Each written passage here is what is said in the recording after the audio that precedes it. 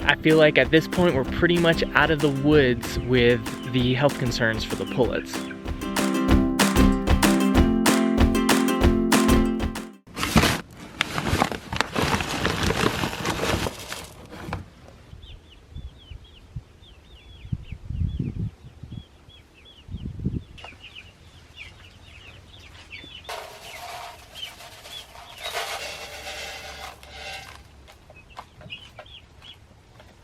All of the pullets are doing great. Everyone's running around, jumping, happy, scratching, eating.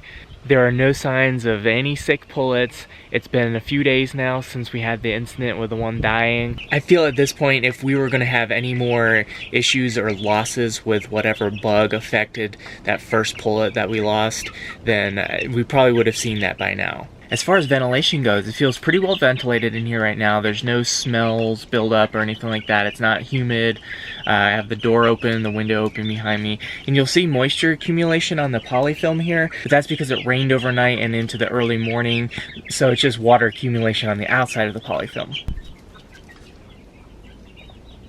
Something out of the ordinary occurred though with the health of the sheep yesterday. Yesterday I refilled the sheep's mineral feeder with kelp meal, and 53, that one right there, he immediately came over and started chowing down on the kelp meal, like he was eating a lot of it. So I was really keying in on him and paying attention, and I noticed that he had a little lump under his jaw. Right before I noticed that, I was looking at him and thinking, wow, look at his conformation. He's really filling out. He's looking really mature. He's starting to look less like a lamb and a little bit more like a ram. He's actually getting to be just a little bit bigger than Blackbutt, I think.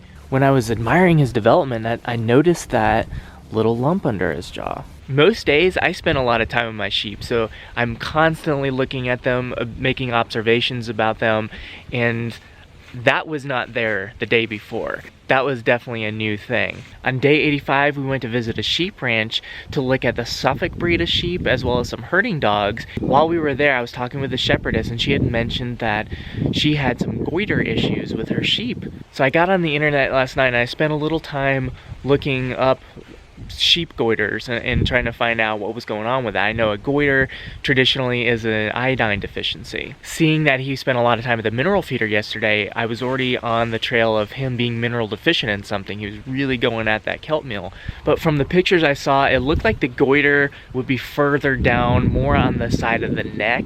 It wasn't really under the jaw, but I did find that there were two potential explanations for it. One was a condition called milk goiter. Apparently, milk goiter can appear under the jaw, like I was seeing. It's not uncommon. It's something that can occur in hair sheep specifically, on lambs that are maturing, going through a hormonal change, and he kind of fits the bill for that. It's not an indication of any poor health. The other possibility was it's something called bottle jaw, and this is an indicator of a severe parasite infection in the lamb. It's a barber pole parasite infection. The parasite will actually suck the blood of the host from within the sheep until the point of death. If 53 had bottle jaw, I'd expect to see some other symptoms with it, as far as loss of condition, him getting skinny, emaciated, him being anemic, and I just wasn't seeing any of that. I was leaning towards it being milk goiter, but just not having all the information, not really knowing for sure, was kind of bothering me. I decided I was going to call a veterinarian and see if I can get them to come out here, take a look at it, diagnose it, let me know what I'm dealing with here. With him being so close to harvest, I realized there's probably nothing we could do for him to really get him back in shape in time, but if he had some kind of tumor or something awful like that, we obviously don't want to eat his meat, so it's something I really wanted to know about. Then I came out here this morning and he is perfectly fine. There's absolutely nothing under his jaw anymore. Yesterday when I was feeling under here, I could definitely feel there was some kind of mass in there, but there's just nothing anymore. It is absolutely gone. And he looks great. He's acting great. Right, buddy? Right, buddy? I guess we won't really know for sure exactly what it was. It seems as though it was nothing too serious, and it likely wasn't bottle jaw, because I don't expect him just eating a little bit of kelp meal would have cured that. So it may have just been a little bit of mineral deficiency that was managed well by the kelp meal. I'd love to hear from any vets out there watching, also any shepherds who have experience with the goiter, milk goiter, bottle jaw, anything like that. If you guys could weigh in, that'd be great. One of several indicators of the sheep's health is the color of the inside of their eyelid. The color should be a nice pink color. It should not be pale or white. If it is pale on the inside of the eyelid, it's generally an indicator of anemia or a parasitic infection where they're sucking that blood out from the animal. Checking the eyelid of the sheep is something that I learned from my mentor in one of her workshops. It's not something I've tried with these guys because their health has just been so great. I haven't really been prompted to, but at this point, I'm gonna try and check 53's eyelids. Ashley's out running some errands right now, so when she gets back, I'm gonna try to recruit her help with that. When I was studying up on the goiter and the bottle jaw and those other issues last night, I came across some interesting information on the apple cider vinegar for the sheep.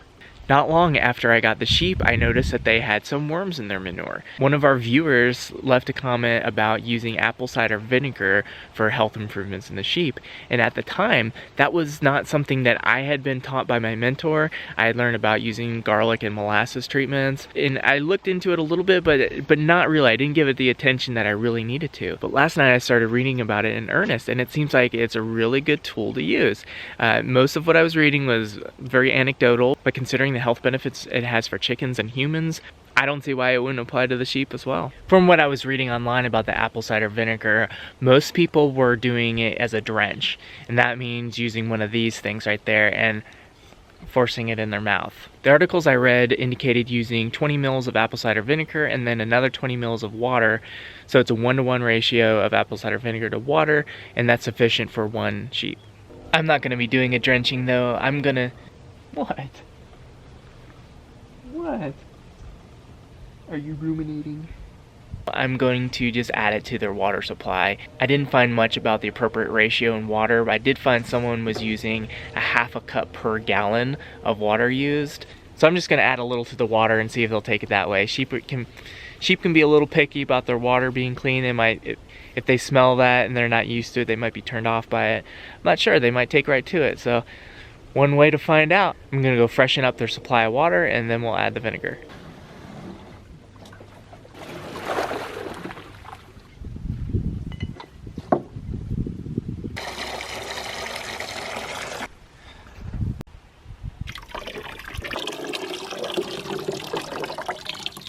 Now we just gotta wait and see if they'll take a drink. Come on, guys. Come over here. Here you go, buddy. Hey, you thirsty? Here.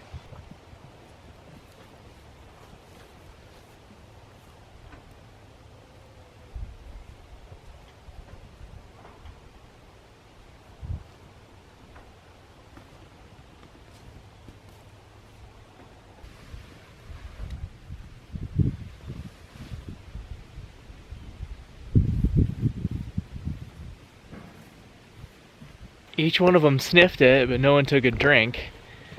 So I'm gonna give them a little hay. Typically, once they're done eating hay, they're a little dry-mouthed, and that's when they go for their water.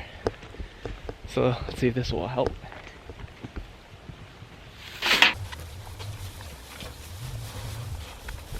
These guys just finished their hay, and they're coming over to check out the water.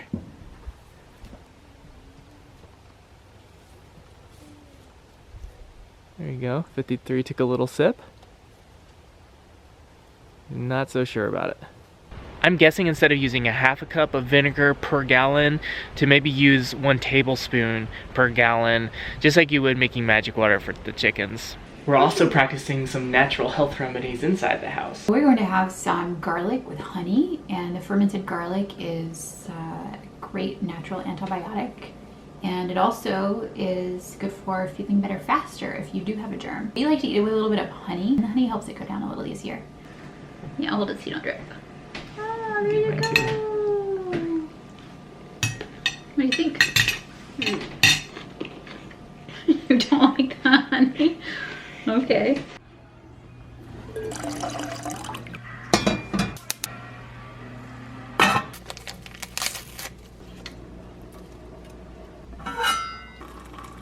We've also been drinking some herbal tea. We really like the echinacea tea with elderberry. It helps prevent and stave off other germs from taking advantage of a weakened immune system. And of course, staying really well hydrated is fantastic for feeling better. Yeah, it's kind of a big cup for you, isn't it?